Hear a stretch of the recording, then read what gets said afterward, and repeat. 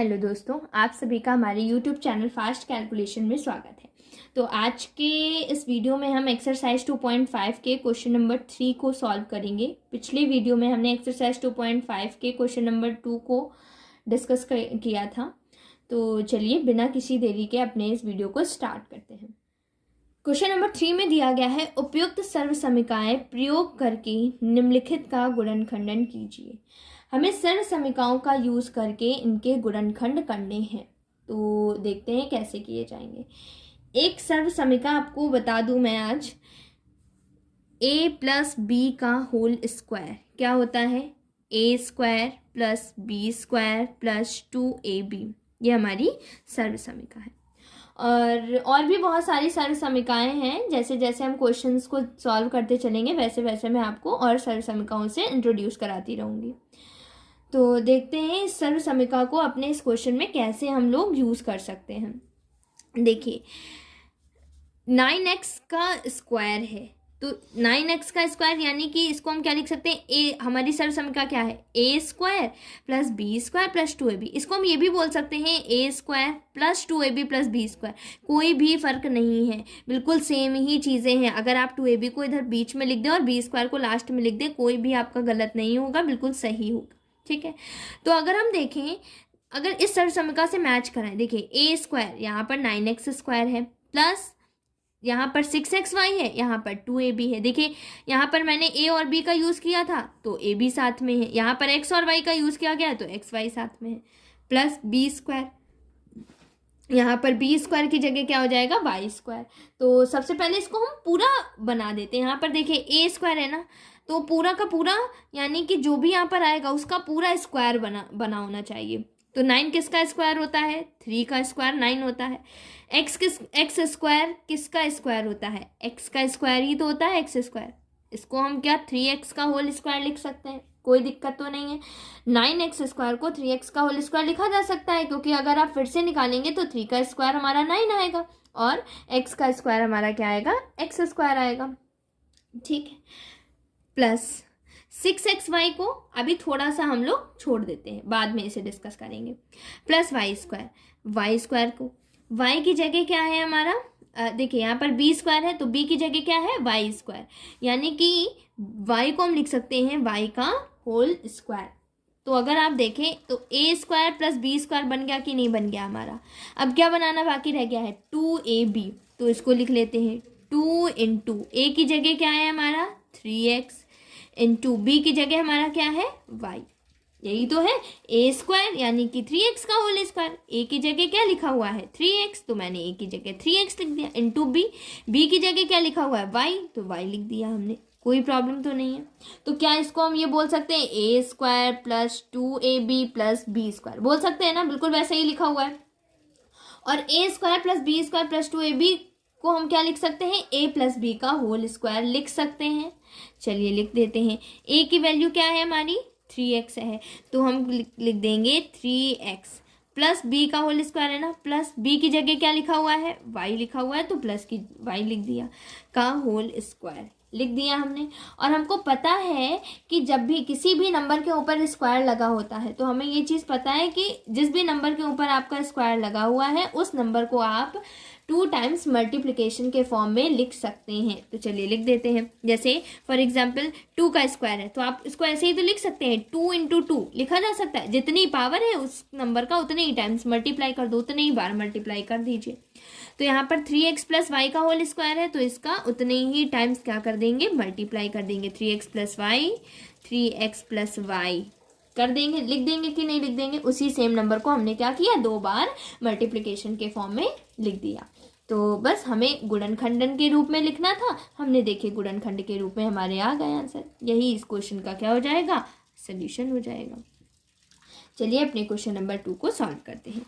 Question number 2 में हमें क्या दिया गया है, 4y square minus 4y plus 1, ये हमें दिया गया और इसके हमें गुणनखंड के रूप में सॉल्व करना है। अभी देखिए यहाँ तो प्लस माइनस है ना, हमें प्लस माइनस की जगह 2 ब्रैकेट्स बनाने हैं और उन 2 ब्रैकेट्स को मल्टीप्लिकेशन के फॉर्म में लिखना है, जैसे कि हमने किया हुआ है पहले क्वेश्चन में।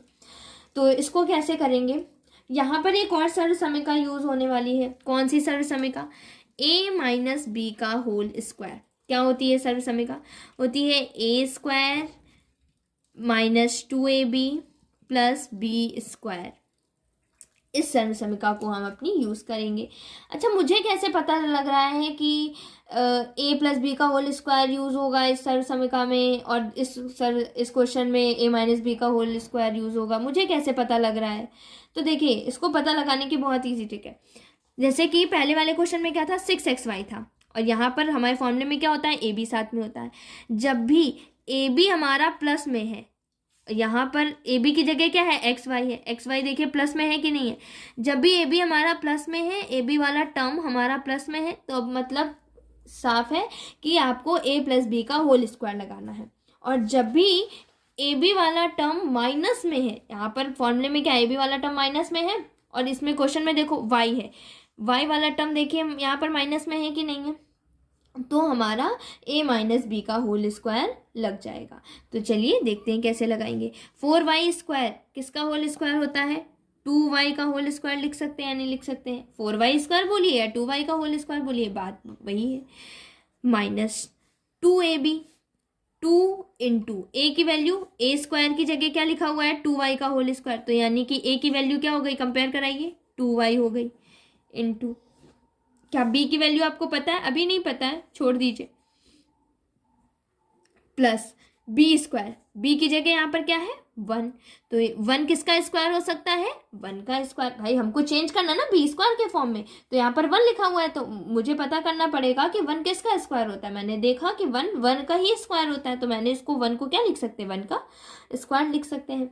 अब देखिए, ए स्क्वायर 2y का होल स्क्वायर, तो ए की वैल्यू क्या हो गई, 2y, प्लस बी स्क्वायर, तो प्लस बी स्क्वायर, बी की जगह क्या लिखा हुआ है, 1, तो बी की वैल्यू क्या हो गई, 1। तो देखिए, क्या आप इसको ये नहीं पढ़ेंगे, a square minus 2 into a into b plus B square, बिल्कुल सेम वैसा ही दिख रहा है ना। बस अब इसको हम क्या लिख सकते हैं, ए square minus 2ab plus B square को ए माइनस बी का होल स्क्वायर लिख सकते हैं। लिख दीजिए, ए की वैल्यू क्या है, 2y है, माइनस बी की वैल्यू क्या है, 1 है का होल स्क्वायर लिख दिया। अब इसको मल्टीप्लिकेशन के फॉर्म में, क्योंकि हमें तो गुणनखंड के फॉर्म में चाहिए, लिख देते हैं 2y minus 1 into 2y minus 1। यही इस क्वेश्चन का क्या हो जाएगा, सोल्यूशन हो जाएगा। तो ये हमारा क्वेश्चन नंबर 2 है। चलिए अपने नेक्स्ट क्वेश्चन को सॉल्व करते हैं, क्वेश्चन नंबर 3 को। क्वेश्चन नंबर 3 में क्या है, X square minus Y square upon 100। तो यहाँ पर जो सर्व समीकरण लगने वाली है उससे आप लोग पहले इंट्रोड्यूस हो चुके हैं, मैं बता चुकी हूँ कौन सी सर्व समीकरण है। चलिए केवल देखते हैं कौन सी सर्व समीकरण लगेगी। a plus B into A minus B, कुछ याद आया आप लोगों को? ये वाली सर्व समीकरण हम पहले के क्वेश्चंस में पढ़ चुके हैं। क्या होता है, a square minus B square. तो इस सर्व समीकरण को चलिए हम इसमें लगाने की कोशिश करते हैं। कैसे? अब देखो, यहाँ पर जो दिया गया है, यहाँ पर तो 2 ब्रैकेट्स हैं और यहाँ पर कोई भी ब्रैकेट ही नहीं दिया गया है, तो मतलब कि ये वाला फॉर्म तो यहाँ नहीं दिख रहा है मुझे। अब यहाँ वाला देखते हैं, ए स्क्वायर माइनस बी स्क्वायर, ये हाँ मुझे थोड़ा दिख रहा है। यहाँ पर X square minus Y square upon 100 है, तो मतलब कि इसको इस फॉर्म में आप इजीली ही चेंज कर सकते हैं, कोई भी डिफिकल्टी नहीं होगी, क्योंकि सारा चीज़ें तो हमें स्क्वायर के फॉर्म में दी गई हैं। केवल ये 100 है, इसको भी हम लोग स्क्वायर के फॉर्म में ही चेंज करते हैं। चलो देखते हैं कैसे। ए का स्क्वायर है, तो यानी एक्स स्क्वायर को क्या लिख सकते हैं, एक्स का whole square minus B square, यानी कि बी की जगह जो भी होगा वो पूरा का पूरा हमें स्क्वायर चाहिए। अभी ये पूरा का पूरा स्क्वायर के फॉर्म में नहीं है। देखो, पहले केवल वाई का स्क्वायर लिखा हुआ है, 100 में तो स्क्वायर लगा नहीं हुआ है। मुझे क्या चाहिए, पूरा का पूरा होल स्क्वायर के फॉर्म में चाहिए। तो कैसे लिखेंगे, वाई का स्क्वायर किसका होल स्क्वायर होता है, वाई का स्क्वायर होता है अपॉन 100। 100 किसका स्क्वायर होता है, 10 का स्क्वायर क्या होता है, 100 होता है कि नहीं होता है। 10 इंटू 10 करिए, क्या हो जाएगा, 100 हो जाएगा। तो वाई स्क्वायर होता है वाई का और 100 होता है 10 का स्क्वायर। और इसे आप कैसे लिख सकते हैं, इसे आप ऐसे भी लिख सकते हैं, y अपॉन 10 का होल स्क्वायर लिख सकते हैं या नहीं लिख सकते हैं। देखिए, y में भी स्क्वायर लगा है, 10 में भी स्क्वायर लगा है, तो हम क्यों अपना बार बार लिखें स्क्वायर, एक बार में ही लिख देते हैं ये चीज़, है ना। फिर उसके बाद अब देखिए, आप कंपेयर करिए, ए स्क्वायर माइनस बी स्क्वायर का फॉर्म बन गया या नहीं बन गया। इसे आप क्या लिख सकते हो, ए प्लस बी, ए माइनस बी लिख सकते हैं, लिखते हैं। ए की वैल्यू क्या है हमारी, एक्स है, तो ए की जगह एक्स लिख दीजिए, प्लस बी की वैल्यू क्या है हमारी, वाई अपॉन 10 है, तो वाई अपॉन 10 लिख दीजिए। फिर बीच में मल्टीप्लाई है, मल्टीप्लाई का साइन, ए की जगह क्या है, एक्स है, माइनस बी की जगह क्या है, वाई अपॉन 10 है। यही हमारी क्वेश्चन का क्या हो जाएगा, आंसर हो जाएगा। देखिए दोनों ब्रैकेट्स आए, दो ब्रैकेट्स आ गए हैं और दोनों ब्रैकेट्स किस में आए हैं, मल्टीप्लिकेशन के फॉर्म में आए, तो मतलब हमने गुणनखंड कर लिया है। तो ये हमारे इस क्वेश्चन का सोल्यूशन हो जाएगा। तो आशा करती हूँ कि आपको हमारे क्वेश्चन नंबर 3 को आसानी से समझ गए होंगे। फिर भी अगर आपको कोई भी डाउट है इससे रिलेटेड तो आप हमसे कमेंट सेक्शन में पूछ सकते हैं।